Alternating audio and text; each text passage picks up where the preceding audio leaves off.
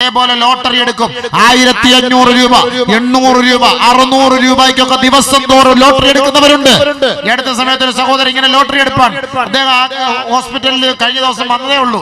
അയാൾ എടുത്ത പൈസയുടെയും അയാൾക്ക് കിട്ടിയ പൈസയുടെയും ഇരട്ടി പൈസ ആശുപത്രിയിൽ കൊണ്ടുപോയി കൊടുത്തു.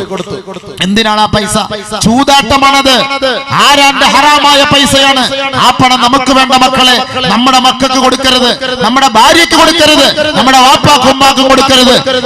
ഈ ദീനിന്റെ സദസ്സിൽ നിന്ന് നിങ്ങളുടെ മുന്നിലേക്ക് കൊണ്ടുവന്ന് നീട്ടുന്ന ബക്കറ്റിൽ പോലും അതിന്റെ ഒരു 10 രൂപ നിങ്ങൾ നിക്ഷേപിക്കാൻ പാടില്ല. അത് നിഷിദ്ധമായ പൈസയാണ്. പന്നിയിറച്ചി തിന്നുന്നതിന് തുല്യമാണ്. മൻ അകല തആമ മിനൽ ഹറാമി കഅന്നമാ തഹറ തൗബ മിനൽ ബൗൽ ഔ കമാ ഖാല അലൈഹി സ്വലാത്തു വതസ്ലീമാത്ത്. ആരെങ്കിലും ഹറാമിന്റെ ഭക്ഷണം, ഹറാമിന്റെ പണം കൊണ്ടാണ് ഭക്ഷണം കഴിച്ചതെങ്കിൽ അവൻ മൂത്രത്തിൽ അവന്റെ വസ്ത്രം കഴുകി ധരിച്ചവനെ പോലെയാണെന്ന് കമാ ഖാല ശഫീഉന റസൂലുള്ളാഹി. അല്ലാഹു ആകട്ടെ. ലോട്ടറിയിൽ നിന്നും പലിശയിൽ നിന്നും കിട്ടുന്ന പൈസ കൊണ്ട് നമ്മൾ തിന്നിട്ട് നമ്മുടെ മക്കളെ തീറ്റിക്കാനാണ് ശ്രമിച്ചതെങ്കിൽ മൂത്രത്തിലും തീട്ടത്തിലും മാലിന്യ വെള്ളത്തിലും ഇട്ട് വസ്ത്രം കഴുകിയവരെ പോലെയാണ്, ആ വസ്ത്രം കഴുകി ധരിച്ചവനെ പോലെയാണെന്നാണ് പരിശുദ്ധമായ ശരീഅത്ത് പറയുന്നത്. അതുകൊണ്ട് ആ പണം നമുക്കും വേണ്ട, നമ്മുടെ മക്കൾക്കും വേണ്ട. അല്ലാഹു കാത്തുരക്ഷിക്കട്ടെ.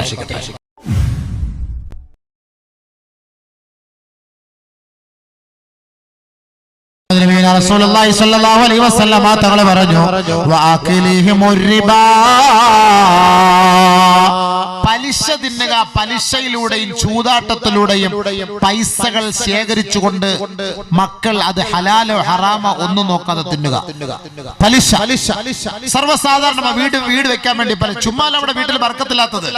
നമ്മുടെ വീട്ടിലും നമ്മുടെ കുടുംബങ്ങളിലും കച്ചവടങ്ങളിലും വാഹനങ്ങളിലും സന്താനങ്ങളിലും ബർക്കത്തില്ലാത്തതിന്റെ കാരണം നമ്മൾ പണം എടുക്കുന്നത്, പലിശയ്ക്ക് പണം എടുക്കുന്നത് സർവ്വസാധാരണമായിട്ടാണ്. ലക്ഷങ്ങൾ പോയി എടുക്കുന്നു, ഒരു പേടിയില്ല. കല്യാണത്തിന് എടുക്കുന്നു, കൃഷിക്ക് വേണ്ടി എടുക്കുന്നു. അങ്ങനെ ലോൺ എടുക്കുമ്പോൾ അത് നമ്മൾ തിരിച്ച് അടയ്ക്കുന്നത് എടുക്കുന്നതിനേക്കാളും 1 രൂപ കൂടുതലായിട്ടാണെങ്കിൽ അത് ഹറാമ് തന്നെയാണ്. അത് യാതൊരു സംശയമില്ല. നിങ്ങൾ ലോൺ എടുത്തോളി, 10 ലക്ഷം രൂപ ലോൺ എടുത്തോളി. ആ 10 ലക്ഷം രൂപ നിങ്ങൾ തവണ വ്യവസ്ഥയിൽ അടച്ചു തീർത്തോ, അത് പലിശയല്ല. 10,100,000 രൂപ നിങ്ങൾ അടച്ചിട്ടുണ്ടോ, അത് പലിശയാണ്. വാഹനത്തിന് വേണ്ടി നിങ്ങൾക്ക് 0% ഇൻട്രസ്റ്റിൽ നിങ്ങൾക്ക് വാഹനം കിട്ടുമെങ്കിൽ എടുത്തോ. ഇപ്പോൾ അങ്ങനെ കിട്ടുന്നുണ്ട്. 5 ലക്ഷം 8 ലക്ഷം രൂപ കൊടുത്താൽ നിങ്ങൾക്ക് 0% വാഹനം കിട്ടും. എന്റെ വണ്ടി ഞാൻ അങ്ങനെ എടുത്ത് 2 ലക്ഷം രൂപ എനിക്ക് പലിശ ഇല്ലാതെ കടം തന്നിട്ടുണ്ട്. ബാക്കി പൈസ അടയ്ക്കേണ്ടി വന്നു. അപ്പോൾ അതല്ല, അപ്പൊ അതിനകത്ത് നമ്മൾ കാണും CC ആണെന്നായിരിക്കും കാണുക, പക്ഷെ പലിശയില്ല.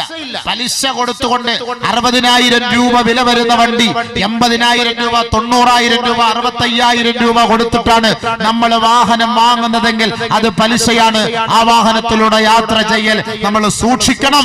അത് നമുക്ക് ആഖിറം നഷ്ടമാകാൻ അത് കാരണമാകും. അല്ലാഹു കാത്തുരക്ഷിക്കട്ടെ.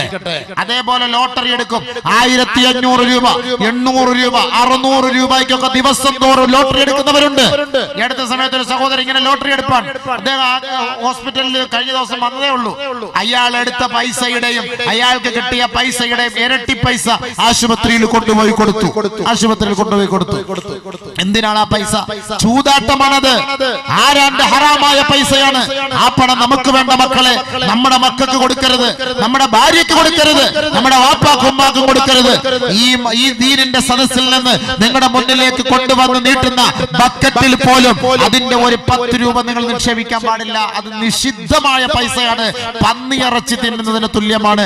മൻ അകല തആമ മിനൽ ഹറാമി കഅന്നമാ തഹറ തൗബ മിനൽ ബൗൽ ഔ കമാ ഖാല അലൈഹി സ്വലാത്തു വതസ്ലീമാത്ത്. ആരെങ്കിലും ഹറാമിന്റെ ഭക്ഷണം, ഹറാമിന്റെ പണം കൊണ്ടാണ് ഭക്ഷണം കഴിച്ചതെങ്കിൽ അവൻ മൂത്രത്തിൽ അവന്റെ വസ്ത്രം കഴുകി ധരിച്ചവനെ പോലെയാണെന്ന് കമാ ഖാല ശഫീഉന റസൂലുള്ളാഹി.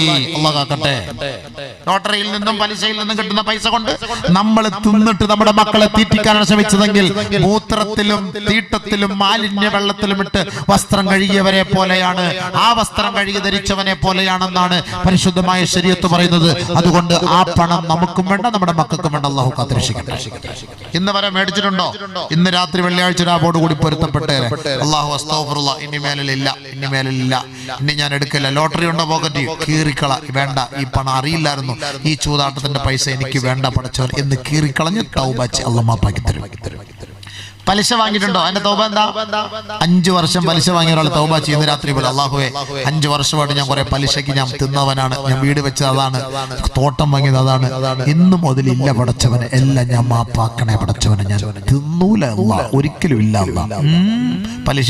പലിശയുടെ തൗബ ആയില്ല.